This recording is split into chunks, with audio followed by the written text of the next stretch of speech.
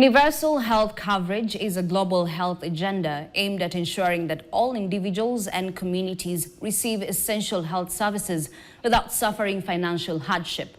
In Kenya, achieving UHC is a top priority, and healthcare professionals play a crucial role in making this goal a reality. That's what we want to dive into, the role of Kenya healthcare professionals in helping the nation achieve universal health coverage. Joining me for that particular conversation is KMTC Deputy Director, Dr. Nyawira Mwangi. Good morning, and thank you so much for making time for us. Good morning, Ashley. Thank you for inviting me. Anytime. So let's start with that. UHC is top priority in Kenya, but then here we are. If you're looking at what's happening with the doctors' strike, how do we achieve UHC without us, looking after our medics? Thank you, Ashley. That's an important question. Yeah. The health system requires health professionals because even if we have, for example, every other input, without health professionals, it cannot function. Now, the health professionals work in a team. So we have many different professionals with different skills, and we need to ensure that we produce enough, because if we don't produce enough, then we'll never have the same. So that's where KMTC comes in. Yeah. We identify the skills needed, and we also ensure that we develop enough healthcare professionals for every part of the country. So at present, we have campuses across the country in at least 45 counties. We have about 84 campuses. Yeah. We train about 95 courses, so different skills to ensure that new health professions are produced, but also those who are already health professionals can come and get additional skills so that we have quality healthcare, because universal health coverage is about three things: access, which is increased by having an increased number of health professionals in every dispensary, however remote, near to the people. Number two is quality, so giving skill sets that ensure there is quality. And this is so dynamic, so we have to keep on getting the skills updated. And then thirdly, to ensure people are not impoverished by seeking healthcare, so like ensuring that the health services are close to them. That is our contribution. Okay, you've mentioned the fact that you have to ensure that there is enough. Yes. And we've been hearing doctors cry, saying there's a shortage when it comes to doctors in the country. What do you think could be attributing to this? Is it that we're not training enough? Yes, we have a shortage of human resource for health across all cadres. And this is not only in Kenya, generally across the world. There are aspects of production, so we need to scale up production, produce more every year. So if we are graduating a certain number, we need to increase. And this is because the population is increasing. So, and people are living longer because of better healthcare and among other issues. So the need to increase has many reasons. Even the shortage has many reasons. There's also attrition that we must take care of. So increasingly, we have to train more. And KMTC, that's why we have many campuses. Like even this year, we've opened a few to help us increase the number of people that can get opportunities to train. We also increase the number of courses available, so that, for example, the specialist courses are also increased, so that we get more. So indeed, there is a shortage. The doctors is a shortage, clinical officers, all the other cadres, and we must look at all of them and really ensure that we produce enough. Then after producing, we have to ensure that they are able to work. Because if they are produced and can't work, that's another issue. And then we see the performance, we monitor the performance. We also have to, on the other side, ensure patients can access the healthcare facilities. Because if you have the health professionals, but the people cannot access, then again, it's an issue. So we must look at the supply side and demand side, and we must ensure that the health professionals are fit for purpose. I'm just curious, so then what are some of the challenges you face while training these health professionals? Oh, thank you. Yes. So first, we need what we need, the inputs that we need for training. We have infrastructure that we need. So that's why we are opening campuses, because training has to be at a campus. That campus has to be adjacent to a hospital. So normally we want right next to the hospital to have a KMTC, because a lot of our training, actually 70%, is the skills, which they have to do the actual work. It's practical work. Yes. They have to, and most of it is in the hospital or a health facility that is adjacent. So we need at KMTs to have the campus with the infrastructure and equipment and technology, but also in the hospital. It has to have the capacity to run the programs. This could be bed capacity, this could be having the different departments, the equipment, this could be having the health professionals there. So in KMTC, we also need the health professionals who are now educators, need to be there. But in the hospital, we need to have mentors and so on. So the issue of infrastructure, it could be, besides the buildings, there's also like transport infrastructure, because you don't use one health facility, you use several, meaning you have to transport students to go there, and also the staff have to go and supervise them. So for us, the transport infrastructure, like buses, are really important. Now, the ICT infrastructure and other technology, whether technical technology, like instruments for doing specific skills or for learning, are also quite important. So we are using like simulation laboratories for training, and that is also quite intense in terms of technology. So laboratories of all sorts, computer, simulation, so on. Libraries are really important as well. So those are the main inputs that we give. Teaching and learning resources are of different types. We need that. Okay. We also go into the community, so we have to constantly engage with the community. Yeah. And we'll be talking about community health workers and, training them shortly. But I just want us to continue with the fact that earlier on you said there is need for quality. And for the fact that there's need for quality, you need to keep on improving. What does it take for such an institution to keep on improving? Okay, thank you. So first, it takes a realization about the changing needs, because our communities are changing in terms of the demographics. Even the kind of diseases is also changing. So we must work very, very closely with communities, with health facilities, with county governments, with the national government, because we train for the needs of the country. And now we're also training for the needs of beyond the country, the region and the international arena. So keeping up to date on those needs is really important. Research is also very important aspect of that. Then having adequate staff who also have the skills required is really important. Those staff could be lecturers, but also could be people working in the hospital, could be laboratory people, technicians, and so on, because it's about the skill sets. Accreditation is really important. We have accreditation internationally and also nationally, let's say with regulatory bodies. So there is a criteria that you use to identify. They come and check to ensure that we are giving quality services. We also accredited by the Kenya National Qualifications Authority, which is really mandated to do that. Then we work with various stakeholders to ensure we are getting feedback. We also work with our alumni. When they go out, they are able to tell us, did what you train, what we trained you, did it help? Does it help you now? So we get a lot of feedback, and we are constantly reviewing our curricula and developing also new programs to ensure that they meet the needs of the country, and that the person we are producing is really fit for purpose. There was a day we were joking that as long as you're a doctor or a healthcare worker, just know you constantly be studying. Because you need to improve yourself. Does it ever stop? Absolutely. One, we need continuous professional development. And it's a requirement for every health worker every year to show you have participated in this. If you do not do that, you would not be fit for purpose. So really what we can do, like at KMTC, is to make sure there is access to the kind of courses that are needed, such that now people have access. And those courses can be available in different forms. Some of them are online, some of them you come physically and you get to learn them. So a bit of flexibility to ensure people can access the courses. Okay. Yes. One of the questions that so many people have been asking is KMTC has been there for over 90 years, but there seems to be no degree programs. Why is that?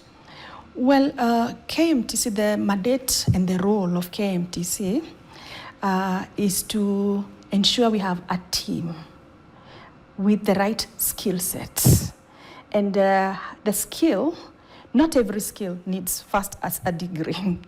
Yeah, there are some, because even those who have degrees, we still have to keep on going for these courses. Yes. So the space that we feel, the area that we feel is to make sure those skill sets are available. So although we're not offering degrees, people with degrees come for our programs as well. Okay. So we have, right now in our system, I'll confirm to you that we have people with bachelor's degree, master's degree, and even PhD, some people in our classrooms, because there is a course that they need to take to get a skill that they want.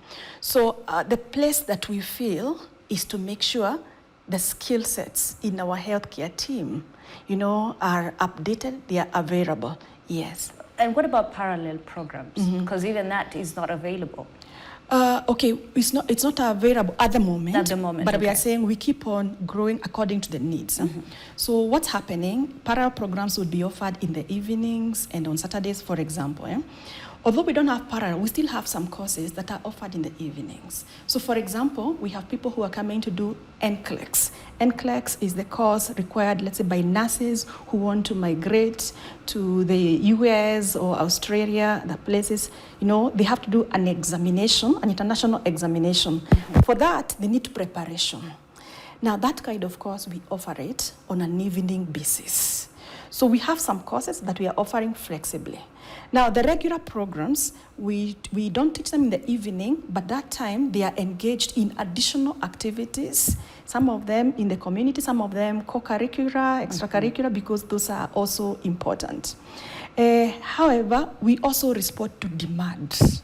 So we demand for evening courses. It's also something we are thinking about. Okay. And in the near future, we'll be able to offer some of them. All right, let's now dive into community health workers training. Talk to us about the role KMTC plays in this. Yes, so the community strategy is really important, and we are saying it's also delivered by teams. So even in the community health work, it still requires teams. So we have community health promoters, we have community health assistants, we have community health workers. Yeah. And they work together with the other teams. So if you have nutritionists, nurses, public health people are part of that. So what KMTC does, it trains community health assistants who essentially are the ones who offer support to the community health promoters. We also trained community health workers that also further supervise the community health assistants and the community health promoters. Then we train the other teams, like public health people, who also work within the team, because the community health promoter cannot work alone. So what we are doing is to ensure we make it possible for the teamwork. We make it possible that at the community and also at level 2 health facilities, because at level 2, where you have dispensaries, it is people trained in KMTC who are there. Also, if it's community diagnosis and home visits, they are also done by the people at level 1, the nutritionists, health promoters. So we would say we facilitate the team and all the skills that they need, and also them being able to work comfortably and understanding their different roles. Okay. So then, from where you see it and looking at it, widely towards achieving this universal health coverage, what are some of those reforms that we need as a country to ensure we get to where we want to be? So there are several things. If we look at the health system, yes, it needs health financing, for example, which is a big challenge, because many of our people, when they have to pay for health service, at the point of receiving the health service, they may not have the money. Yeah. So we need to, perhaps through the tax system, ensure that you're not having to be asked to pay at the time of receiving the service. So health financing, important issue. Number 2, the health workforce. So the production, we need to scale up production. We need to continuously identify whether they are fit for purpose. So identifying if I'm training this particular course, is it fit for purpose? Is it cost effective? what is the impact of people in that particular cause. So that requires us also investing in data, health information system, so that you're able to look at the dashboard and say, oh, I can see this is the impact or this is the input required. Investing in research, again, is really important. Research about health services. Often we do a lot of research about maybe diseases, which is also important, but we must also look at research about training and health services, really important. Service delivery, again, once we are in the hospital, what is the waiting time, for example? Yeah. Who is being served? Because if we don't look at that data, we might find that the people we are serving are mainly people nearest to the health facility, or they're mainly people of a given age group. There could be people who are left behind, and yet UHC, we do not wish for people to be left behind. We could ask, are widows being left behind? Are children, with disabilities being left behind? So the health information system can absolutely help us that. Leadership and governance. So we need leadership from, within the health facility. We need leadership within the community. We need leadership at all levels. And because the needs keep on changing, the leadership styles also, need to keep on changing. So even capacity building for everyone, even as we are training them with leadership, which is something that we focus on also at KMTC, make sure we train them with leadership. Okay. Then community engagement, that could be a missing area. So patients need to have a voice, maybe through their patient support groups, patient associations. We need to hear their needs and whether we are meeting them. Okay. And you've mentioned the fact that it's not just who you serve, it's also how you serve. Absolutely. And we'll be talking about that. I just want us to take a short break because there's so many complaints on the ground of how patients are being treated. Maybe you can weigh in on that. But first, let's take a break. We'll be coming back with that conversation. Keep it News Center.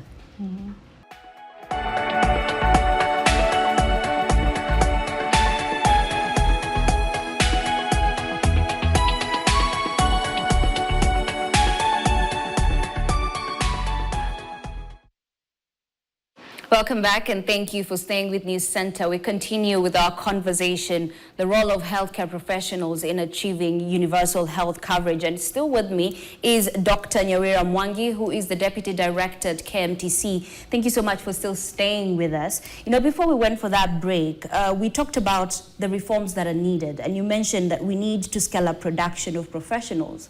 I know WHO has some standards. What are we doing as a country to ensure that we meet those standards?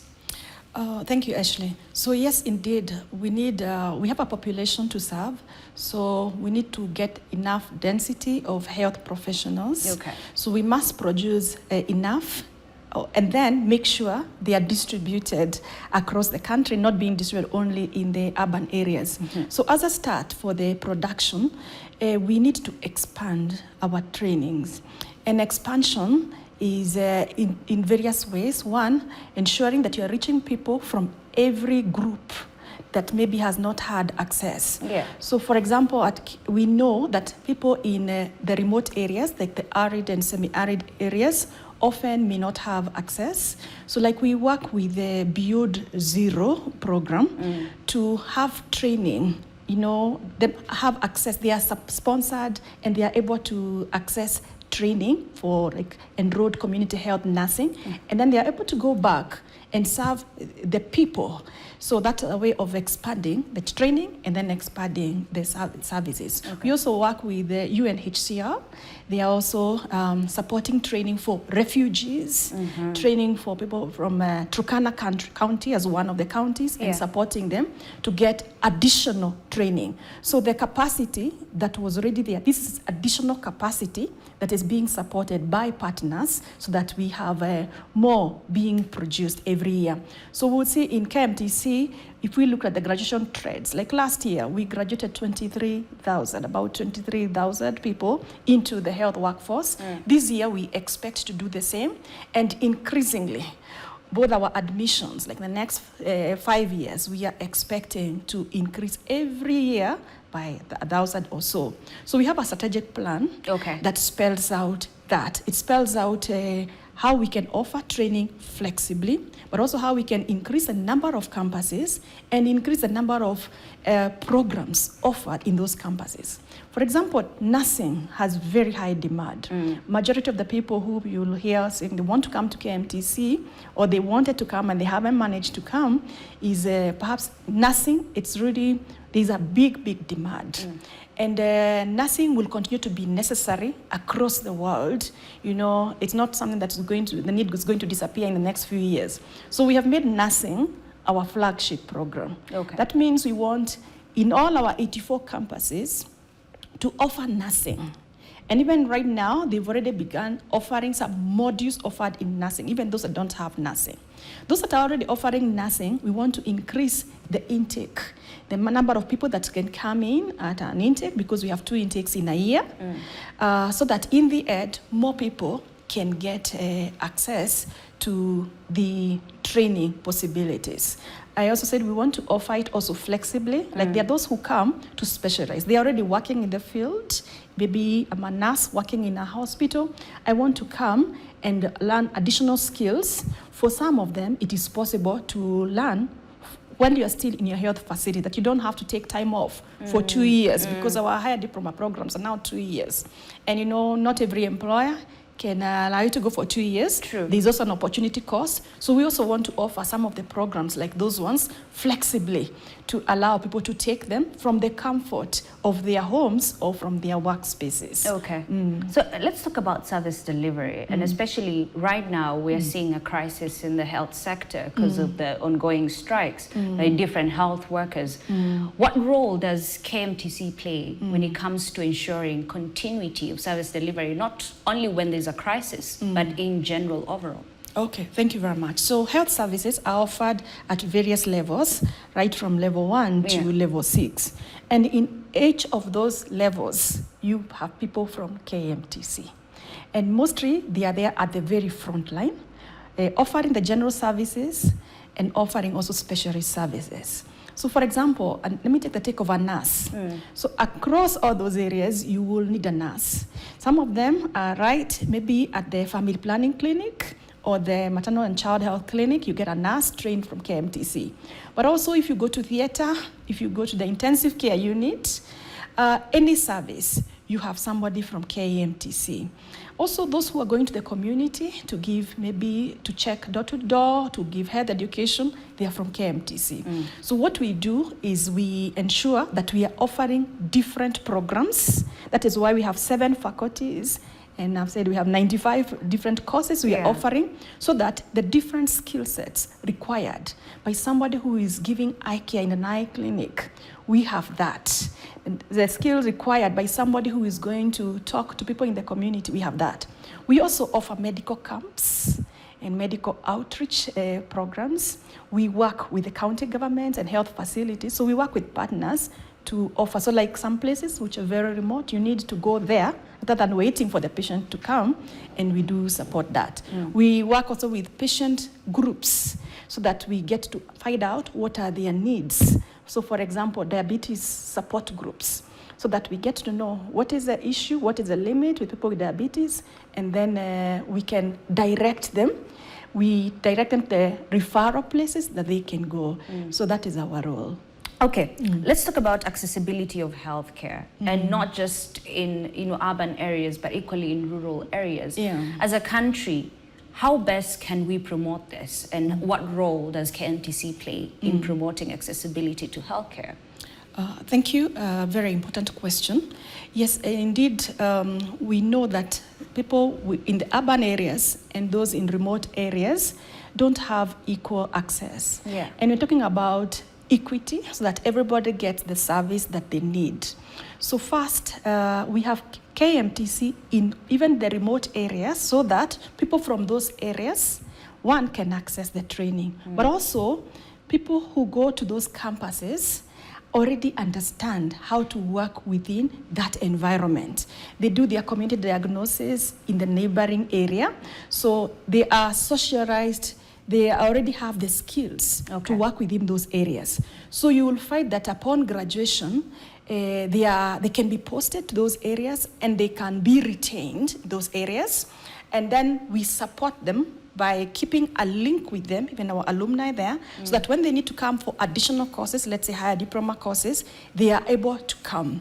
So we look at where is the service needed, how do we get people who either from that community or people who will be willing to work in that community, and then how do we support them to have in their performance by giving them access to continuous professional development and supervision and updates so that they can work well where they're there. Okay, even as we come to a close in this conversation, maybe your final thoughts on how best Kenya can accelerate the attainment of universal health coverage. You know, working in that space, you know what's needed, what's not. What do you think we need to do so that we accelerate it? Because so many people are in need of universal health coverage.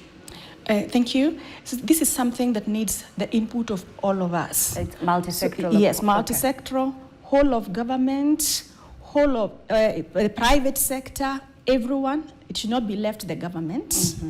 It should not be left to the Ministry of Health, even within government. It even cannot be left to KMTC.